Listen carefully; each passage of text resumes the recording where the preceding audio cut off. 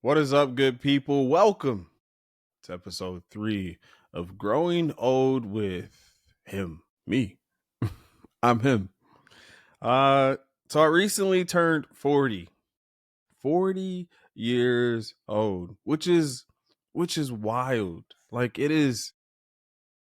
I think back to when I was younger, like let's say 15, and I look at my parents when they're around this age and they seemed so old to me. And even just recently, my wife took me out to for dinner for my birthday. She took me out to dinner for my birthday, and we look at the bar and it says you must be born in 2004 or before to drink. And when I think of the 2000s, I think like the 2000s were like 10 years ago. So it's crazy to me that someone could be born in 2004 and be an adult right now.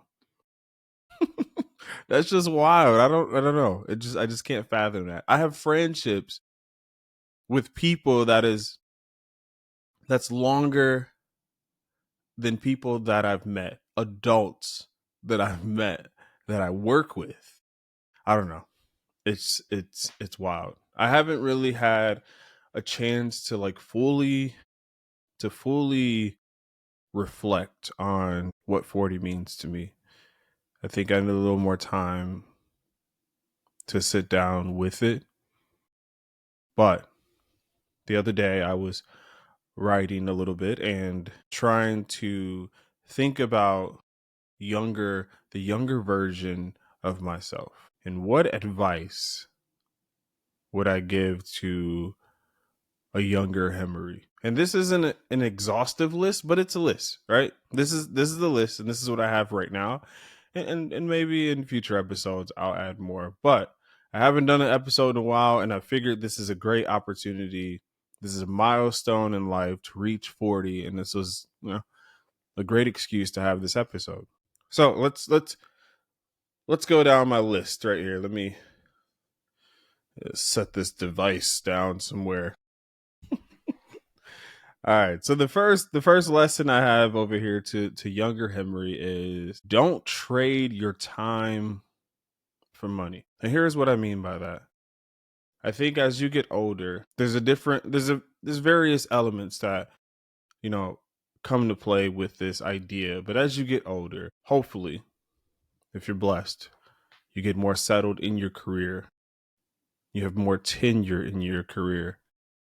And so your salary is a little bit more. Maybe if you're working hourly, it's hourly more, or if you own a business, like you're bringing in more income. And so an hour at 40 costs more than an hour at 20, right? If you were to hire me at 20 and ask me to put a dollar amount on my time for that hour, it would be totally different from what the dollar amount I would put on an hour at 40. And I think as you get older, the price goes up with those dollar amounts that you would put on time. But that doesn't give the younger version of yourself the excuse. It doesn't give the younger version of yourself to the excuse to trade your time for money. I mean, you think about it.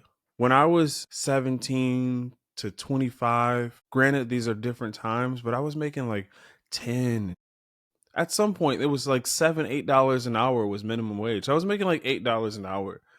And then it got up to $15 an hour. And I gave someone this analogy recently because they were talking about, they were giving grief to a person who every day they wait at a street corner at like a busy intersection, and they're like panhandling, trying to get money. And they were like, why don't they just go get a job? And I said, I mean, think about this. That person in an hour, how many cars, if they're at a busy intersection, how many cars are passing them? How many opportunities do they have to get $1, $2, a few dollars from people? Right? So then within an hour of time, that person is probably going to accumulate on average more than they would get hourly at some job without the commitment, without the constraints. And I'm not glorifying that, but I'm just saying that that sort of mindset is the same mindset a younger version of myself should have. I could go and trade my time for $10 an hour at some establishment, or I can be enterprising, and I can go and figure out a way with my talents and my skills, or cultivate the skills that can get me that same $10. And probably usually you'll make a little bit more than $10 an hour. It won't be as consistent. It may not be as reliable when you start out, but you've got time when you're younger. That's the beauty of being young. You, granted, all other things, right, fall into place. You have time. All right. That's lesson one. Lesson one to younger Henry. Lesson two would be travel more. Hasn't been until these last 10 years as an adult that I've made traveling a priority. And in fact, it was written into the vows of my wife and I. It's like we wrote that into our vows, that we vowed that we would travel, and we would have this sense of adventure throughout our relationships, whether we had kids or not. And we do. We have two younger girls, and they're 2 and 4. And since, even before they were able to walk or talk, they travel. And so their passports are filled with stamps from, multiple places that we've just gone. And every year we make it a point to at least travel a couple of weeks out of the year to some foreign place. And I know that we're blessed to do that, but here's the thing that I'm telling my younger self is that when I was younger, I thought that traveling and being able to go to these foreign places was exclusive to wealthy families or wealthy people. But it's just a reprioritization of where you are spending your funds. I could spend $500 and buy a PlayStation, or I could spend $500 and go to, I think when we first went to Iceland, it was a $500 trip, round trip. I could have spent $500 to get to Iceland. Now, accommodations and food is another thing, but it would at least get me there. And sure, I wouldn't have a PlayStation or something tangible in that sense to like carry me on, but Iceland is one of my fondest memories.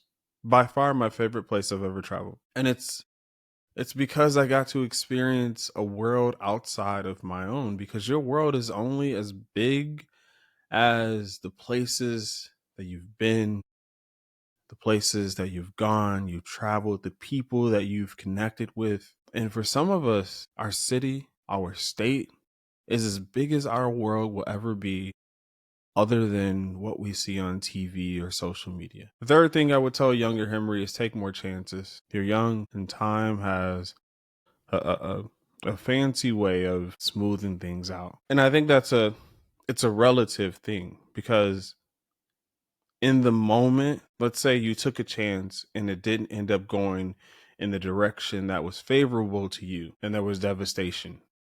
Let me get real with it. Let's say love, right? You took a chance on love and you experienced heartbreak. We all know heartbreak and the devastation that comes with that. But it's such a moment thing. Like, you think in that moment you cannot feel any worse, you cannot be any more sad. And I think back to those times when I had those heartbreaks or those devastations or those disappointments, and I can't even remember what that feeling was. At least not at the point where when I was in the moment, it felt like I could not go on. And looking back, I'm like, that's what I was crying over. It's like, spilled milk. I was crying over spilled milk. Eat healthier. Eat healthier. I was talking to one of my close friends, and he went to the doctor to do his yearly checkup. So I was having a conversation recently with a close friend, and he went to the doctor to have your annual checkup. And then he tells me that, he tells me that he's got high blood pressure and this and this, and how he's no, actually he started the conversation saying, I'm back working out, I'm in the gym, I'm trying to eat better. And then of course that led me to ask, well, why? It's just when someone makes a pivot in life to like make that change, it's usually for a reason. But I just wanted to know what his motivation was. I didn't assume that it was a health thing, but then he went and told me that.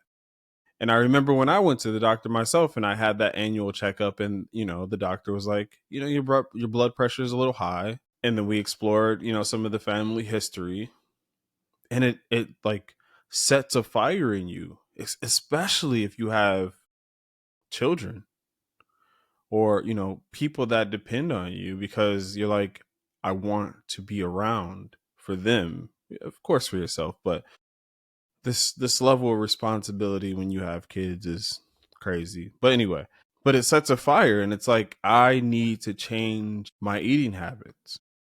The doctor warns you, and it's like, hey, you need to, or here is the result. Or you look at people in your family who had high blood pressure or diabetes or heart risk, and you see the result of not changing that, and then you reflect. Like, I remember, I'll be honest, I don't drink much water. I do now, but I didn't. Like, just water doesn't have a taste. It's not sweet, it's not sugar. That's what we have, right? Though those are the things that are easily accessible: sugar, salty snacks, carbs. Fruits and vegetables aren't things that you can just like go and buy. They're not easily accessible. Yes, you can go to the grocery store, but they're not at McDonald's. They're not at Wendy's. They're not at the corner store.